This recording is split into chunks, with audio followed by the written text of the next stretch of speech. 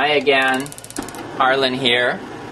Yet another exciting segment on Expert Village on how to make glass beads. In this segment, the featured topic will be how to do dot casing. I had previously showed you how to do ring casing or disc casing by wrapping a ring of clear around your design, and now I will show how to do targeted dot casing on the design in a more focused way. It also achieves a beautiful cased effect. For the bead, I will choose a black base and a 1/8 inch steel mandrel. I take my cane in, dancing in the flame. In case this is the first one you're watching of any series that I've presented, I want you to please tune back to the safety section before attempting any of this.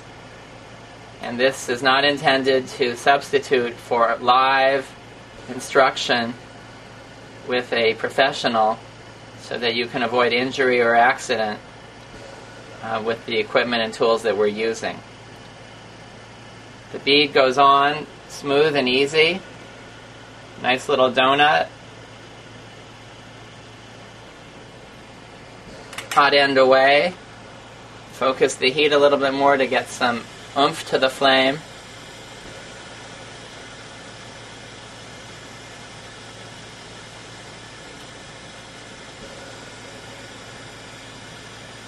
Take it out of the flame to let the heat catch up with itself. Rotate strategically, stalling it where necessary. Again, if you're kind of channel surfing on these different segments and you haven't seen the safety segment, go to that for sure, especially before you try to do any of this stuff or set up your own workshop. Bead making can be an extremely dangerous recreational activity. So we have a pretty good donut. Base is black. I'm now going to take a white, dance it in the flame, and I will dot it on to set up my cell zones. I'm going to make a 6-dot bead, and I use white as an intermediate reflection screen color. So dot on once. And to do 6 dots, I do 1 dot and then I go a whole 180 degrees around and dot on a second time. Of course, it's easiest to do 4. And 6 is just 180 opposite, and then 2 on each side in between. And use the flame as a cutter.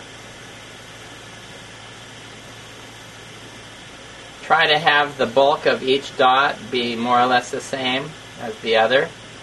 So you can go back and add, and if one has too much, use the subtraction method and pull away.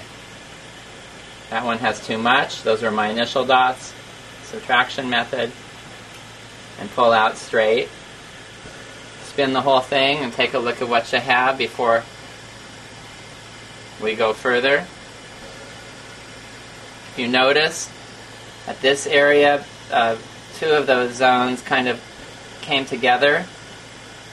I wasn't probably paying attention, or maybe when I pulled back using the subtraction method, I draped it over one cell. So that is less than optimal. In the case of this multicolored, multi-cell bead, it should not matter. So now, because the bead is so cool, we can kind of spin rapidly. Centrifugal force isn't going to do too much damage to our shape or design. We've melted in all the white dots now. And I'm turning evenly and relatively fast, but now slowing down as the colors are returning. So I have 6 cells. There's a slight irregularity between and one of the cells because of with alternating green and blue.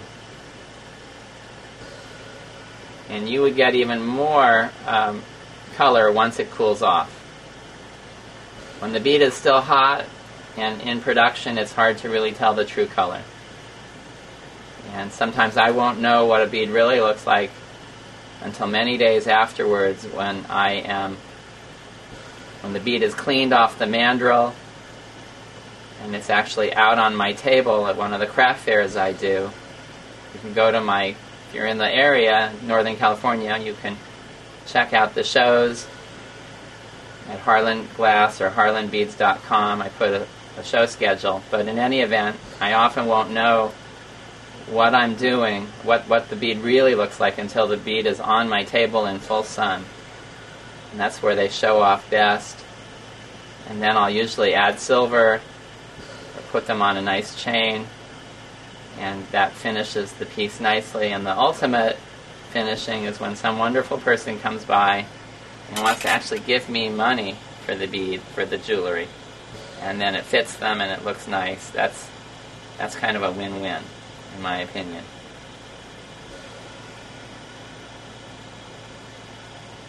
So I'm kind of going fast because I want to keep those cells from drooping into each other. Kind of like landing a helicopter, you want to kind of bring those dots down onto themselves rather than like a tree falling in a forest falling onto its neighbor. So that was dot casing. You can't see a single thing right now. But in a second I'll let it set up. As I continue to round the bead, just using the force of gravity and the tension properties of hot glass.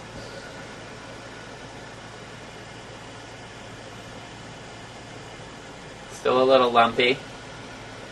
I don't do this all at once because to do it all at once, the bead would kind of get so screaming hot, it would be out of control, and then the colors would start to drift and smear. So the cells that I developed, the 6 of them, with alternating colors, they'd start to smear into each other, and eventually you could surf them all the way around. I mean, that would be a very interesting design effect, almost like a wave, but that was not what I was after. I wanted the distinct cell pattern to stay, so I'm not really superheating this, and I choose to go in stages.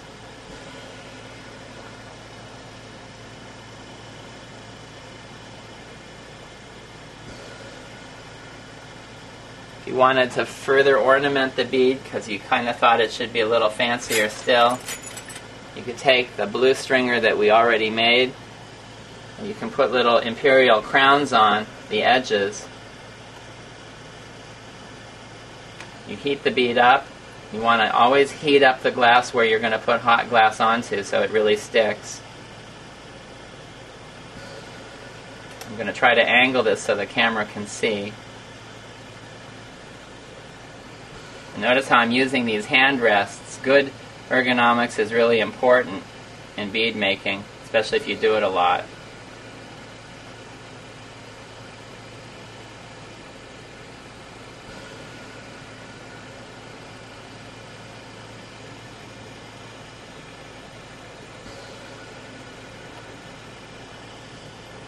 Heat the other side so it doesn't feel neglected, and let those nubs sort of set up. I can add glass to any of those nubs if they didn't have enough. And you can go crazy doing this, going back and forth, adding until you have a huge wonking bead. So at some point you kind of call it quits and you look at the proportion of the bead and ask yourself, do the nubs fit the size of the bead? Or are they starting to dwarf the bead? You can get infinitely creative with this process, adding more nubs and more layers. You could add white on top of the blue nubs and get sort of what's known in bead circles as a stratified eye. You want to maintain those nubs though, you don't want to melt it too far in. So I'm kind of heating it gingerly, spinning it, holding down to keep the nubs sort of retaining their definition. And now I'll work on the other side using my same piece of transparent cobalt stringer. And I heat that other side where the landing parts, where the landing pads are going to be, so that these nubs fuse in immediately. 1, 2, nice. 3, 4, 5, and 6. And that first one often, for me, it turns out it's usually a little skimpier than the rest of them once I'm into the rhythm of it or the way the heat of the glass is flowing. So I usually go back to the first one to bulk it up. And then I go back and I kind of look at them all. And that one, and oh, what about that one? And oh, look at that one. And then at some point, though, I say good. And that point has come. Let me heat this side real quick, because you don't want to neglect zones of the bead too much. And I pull further out in the flame and spin rapidly because I don't want to melt those nubs in too much. I like the definition.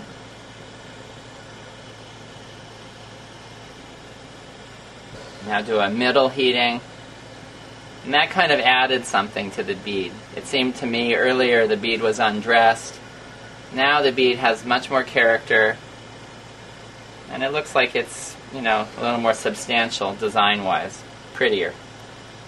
I also like, personally speaking, to have things be tucked in. I don't like things sticking way out. Because glass is somewhat fragile, of course, the smoother you make things, the more likely the bead is to not be damaged if it were to fall on a hard floor, for example. But it's a balancing act because the more you melt in, the more then it becomes flush, and you lose the niceness of the relief design, the raised design, the texture. So it's kind of a balancing. In any event, there you have it.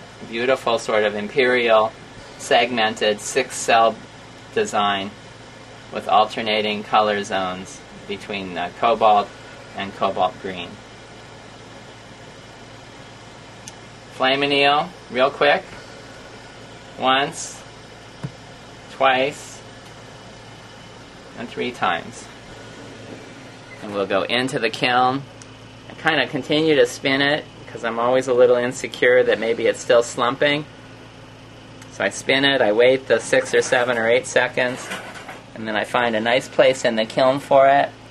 Remember, the bottom compartment, not the top. I don't want to put these metal mandrels anywhere near where there's an electrode that could shock me.